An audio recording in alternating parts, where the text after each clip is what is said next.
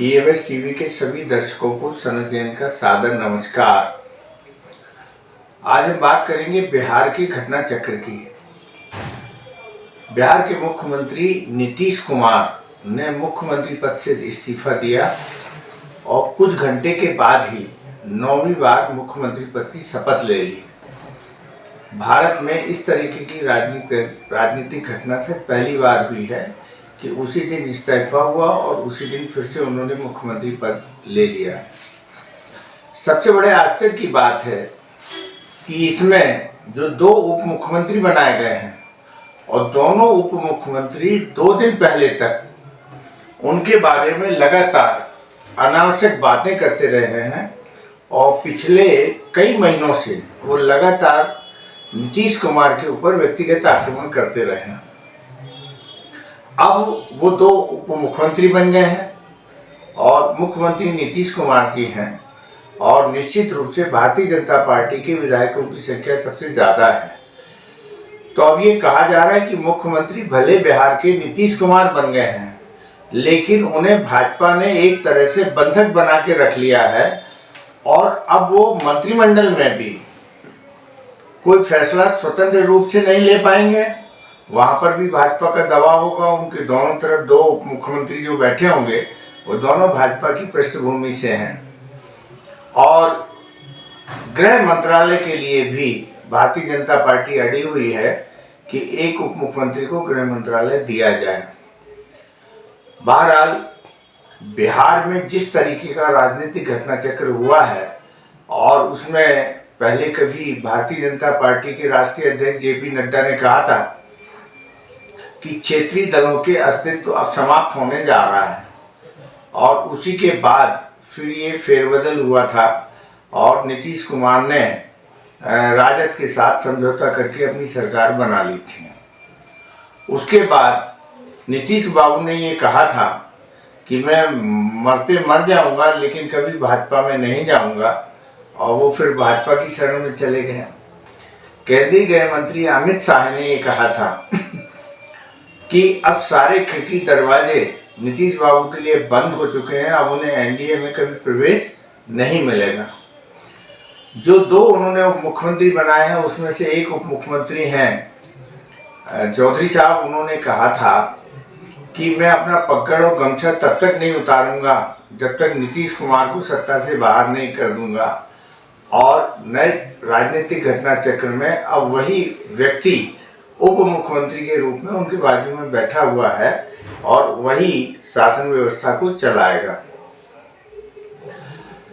बिहार की राजनीति इसलिए पूरे देश भर में बड़ी चर्चा का विषय बनी हुई है कि इतनी तल्खी के बाद भी और जिस भारतीय जनता पार्टी को हराने के लिए मुख्यमंत्री नीतीश कुमार ने पूरे देश का दौरा किया, सभी विपक्षी दलों को एकजुट किया और उन्होंने कहा भाजपा को हराने के लिए हम सबको साथ आना चाहिए और इसमें हमें कांग्रेस का भी साथ लेना होगा, तभी हम भाजपा को हरा पाएंगे। शायद उनकी प्रधानमंत्री बनने की लालसा थी, होनी भी चाहिए, कहीं कोई तकलीफ नहीं है, लेकिन जब उन्होंने 1 साल मेहनत करी, पूरा गठबंधन बनाया, इंडिया गठबंधन नाम दिया और एकाएक ऐसा क्या हो गया कि उन्होंने इंडिया गठबंधन को छोड़ के फिर से भारतीय जनता पार्टी में जाना पसंद किया, जहां कभी भी वो है कितने दिन मुख्यमंत्री बने रहेंगे इस बात का भी कोई गारंटी नहीं है। उन्होंने जनता दल के अपने लोगों से भी बुराई मोल ली। उनने अपने परम साथी ललन सिंह के साथ भी उनके मतभेद हुए, उनसे राष्ट्रीय अध्यक्ष पद का इस्तीफा लिया और फिर नीतीश कुमार जी खुद मुख्यमंत्री बन गए। ये सारे जो घटना चक्र चल रहे हैं वो बिहार की राजनीति और देश की राजनीति में बहुत असर डालने वाले हो गए हैं। फिर अब आम जनता भी सब कुछ समझने लगी है। कल सरकार बदली और उसके साथ ही लालू प्रसाद यादव और उनके परिवार के लोगों को ईडी के नोटिस आ गए। झारखंड के मुख्यमंत्री के यहाँ ईडी के नोटिस चले गए और जनता भी ये समझ रही कि 2024 के लोकसभा चुनाव को ध्यान में रखते हुए यह सारी तोड़फोड़ हो रही है। तो अब बिहार में जैसे नीतीश बाबू ने जब इस्तीफा दिया और फिर से भाजपा के साथ आ गए, 9वीं बार मुख्यमंत्री बन गए, तो जनता के बीच में उनकी जग हंसाई हो रही है और जो एक नेताओं को लेकर जो विश्वसनीयता थी वो भी खत्म हो रही है।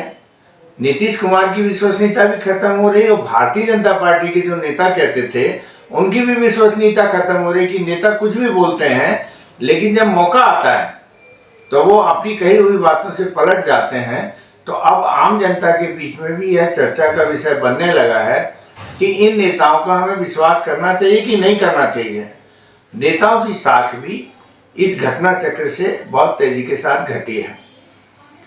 वहीं लोग जिस तरीके की स्थितियों को मान रहे हैं कि भारतीय जनता पार्टी के सबसे ज़्यादा विधायक हैं, वहाँ पर विधानसभा अध्यक्ष को भी बदलने की शुरुआत हो गई है। हो सकता है कि विधानसभा अध्यक्ष के पद में भारतीय जनता पार्टी अपना आदमी वहाँ पर बैठा ले और यदि वो बैठ गया तो फिर तो ये 100% मान लो कि बंधक बन के मुख्यमंत्री नीतीश कुमार कितने दिन मुख्यमंत्री रह पाते हैं। मेरा ख्याल है, जो राजनीतिक विशेषज्ञों का मानना है कि लोकसभा चुनाव 2024 तक के लिए भारतीय जनता पार्टी ने नीतीश कुमार को अपने सिर माथे पर बैठाया है और जैसे ही लोकसभा चुनाव खत्म होंगे उसके साथ साथ भारतीय जनता पार्टी नीतीश कुमार की जो स्थिति है वो लगभग खत्म कर देगी और बिहार की राजनीति में शायद नीतीश कुमार का इसके बाद कोई नाम लेवा ना हो। इस तरीके की आशंकाएं बिहार में लोग कह रहे हैं। बहरहाल राजनीति, जिस नीति से राज मिले वही राजनीति है और राजनीति में मतलब सत्ता में और कहा जाता लव में, प्यार में, मोहब्बत में कोई नियम कायदे कानून काम नहीं आते हैं और जिससे चीज़ों की प्राप्ति हो जाए वही कर लेना चाहिए, ताकि हमें जो लक्ष्य हमने रखा है कि हमें ये लक्ष्य प्राप्त करना है।